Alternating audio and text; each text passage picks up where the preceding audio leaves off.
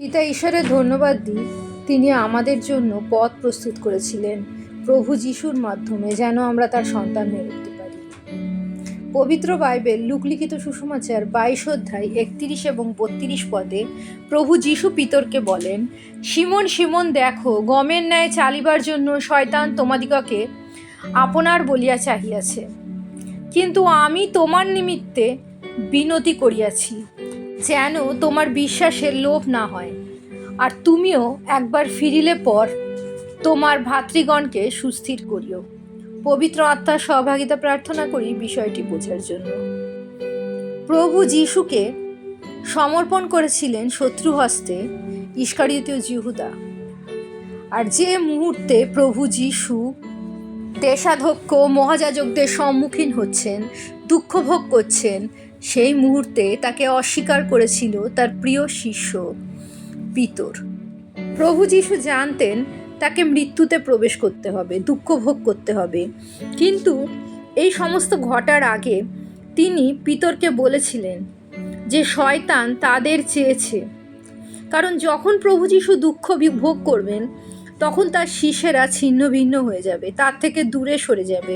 প্রভু যিশুকে তারা বিশ্বাস করেছিল এবং রাজা মেনেছিল, কিন্তু তিনি যে এই পৃথিবীর রাজা নন, তিনি যে এই পৃথিবীর সমাজ রাজনৈতিক বন্ধন থেকে তাদের মুক্ত করতে আসেননি, বরং তিনি তার চেয়েও বড় সমস্যা মানুষের জীবনে, যে পাপ, দুর্বলতা, অক্ষমতা, মৃত্যু, দারিদ্রতা, এই সকল থেকে তাদের মুক্ত করতে এসেছিলেন।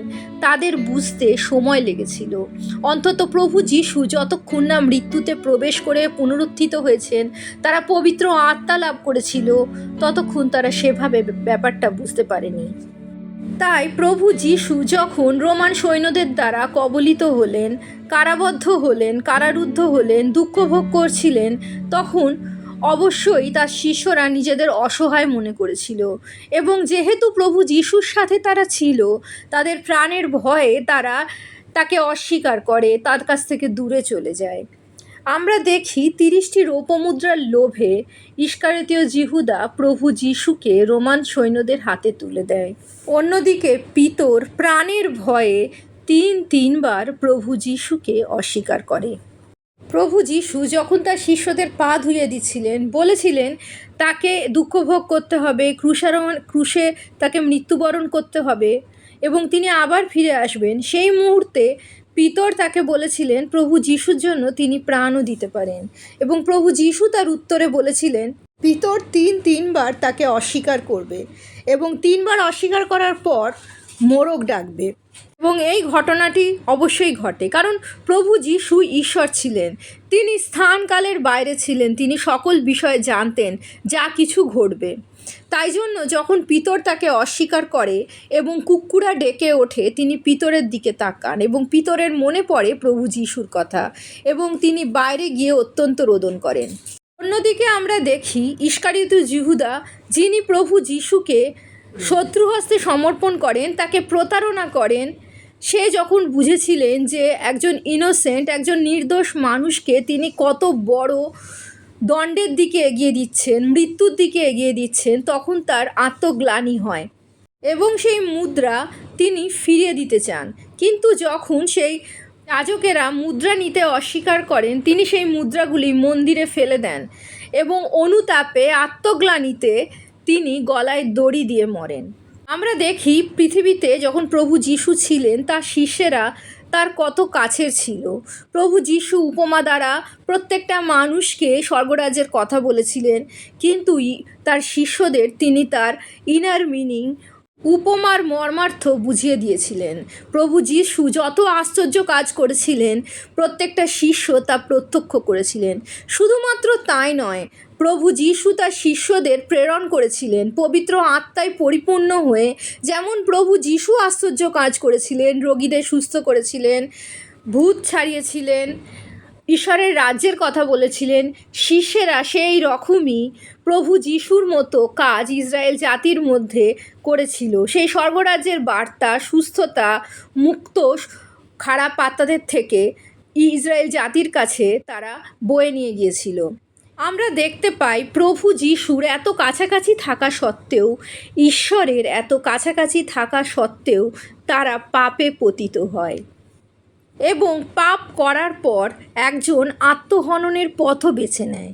এখান থেকে বুঝতে পারি ইস্কারিওতীয় জিহুদা প্রভু যিশুর ওপর বিশ্বাস রাখেনি। সে তাকে গুরু হিসেবেই দেখেছিল, তার ত্রাণকর্তা পরিত্রাতা রূপে কখনো দেখেনি। যদি দেখতো তাহলে তার এই অপরাধের ক্ষমার জন্য সে অবশ্যই অপেক্ষা করত। নিজের জীবন বলিদান নিয়ে নিজের পাপের শাস্তি নিজে সে গ্রহণ করতো না। অন্যদিকে আমরা দেখতে পাই পিতর প্রভু যিশুকে ভালোবাসতেন এবং প্রভু যিশু তা জানতেন যে পিতর তাকে ভালোবাসে, কিন্তু পরিস্থিতির মধ্যে পড়ে দুর্বল হয়ে সে তিনবার প্রভু যিশুকে অস্বীকার করেন। তাই তো প্রভু যিশু বলেছিলেন পিতরকে, শয়তান তাদের গমের মতো চেলে দেবে। অর্থাৎ আমরা যদি গ্রামের দিকে যাই, গম যখন চালি তখন দেখি যে গমটাকে কুলোয় করে ওপরে তোলা হয় এবং গম আর তুষ একসাথে ওপরে ওঠে। তুষগুলো কি হয়, হালকা বলে হাওয়ায় অনেক দূরে চলে যায় এবং গম ভারী হওয়ায় পায়ের কাছে এসে পড়ে। যে চাষি বা যেই ওই গম আর তুষ একসাথে ঝাড়ছে না কেন, তাতে কি হয়, গম এবং তুষ আলাদা হয়ে যায়। ইস্কারিওতীয় জিহুদার মতো পিতর ছিলেন না। তিনি প্রভু যিশুকে ত্রাণকর্তা বলেই বিশ্বাস করতেন। তার বিশ্বাস শক্তিশালী ছিল, হয়তো পরিস্থিতির জন্য সে দুর্বল হৃদয়ের হয়ে গিয়েছিল। তাই তো যখন সে ভুল করে ফেলে তখন সে রোদন করে, কিন্তু ইস্কারিওতীয় জিহুদার মতো নিজের পাপের শাস্তি নিজে নেয় না। সে প্রভু যিশুকে বিশ্বাস করত এবং প্রভু যিশু তার জন্য প্রার্থনা করেছিলেন যেন তার বিশ্বাস দৃঢ়কৃত হয়, এবং তাই জন্য সে ইস্কারিওতীয় জিহুদার মতো তুষের মতো প্রভু যিশুর কাছ থেকে দূরে সরে গেল না।